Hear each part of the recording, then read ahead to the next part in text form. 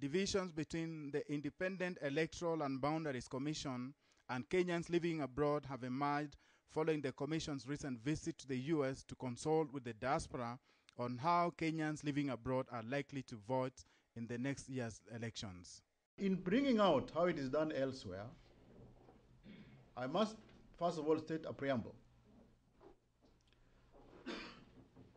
We are not bound to follow the practices of other countries.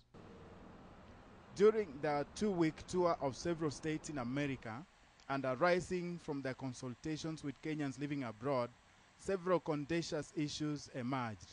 The number one issue was the proposition that there might be a requirement that Kenyans in the diaspora travel to Kenya in 2012 to vote. And that would mean they would not bring the polling stations to the diaspora.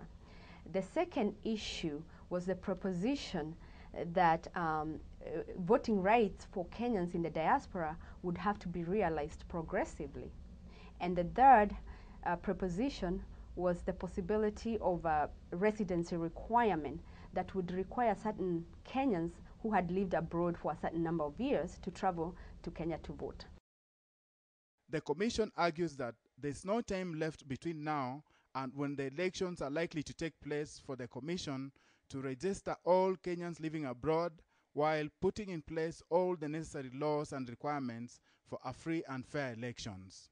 The timetable of the Commission is very congested. We were formed 3 weeks ago. We have got the first 4 months. We must complete the issue of the boundary delimitation. A very hot potato. It will be very difficult to register Kenyans to vote anywhere other than where they are and in these particular offices. But very importantly, in terms of the casting of the vote, it really will only be possible in the offices that already exist where there is a government infrastructure. But Kenyans living in the U.S., on the other hand, disagree, saying there's enough time left for the Commission to fulfill its mandate of enabling all Kenyans who qualify to vote.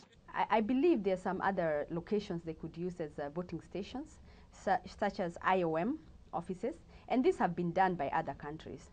And I would like to mention that, Southern Sudan just conducted a very successful diaspora voting exercise, and they had voting stations in more than their missions and consulates, and it was very successful. I don't see why Kenya cannot do that as well. These differences have led to some Kenyans living abroad to institute a global petition to force the Commission to agree to the demands that they get involved and vote at all levels in the forthcoming elections. Chris Omalo for KTN in the US.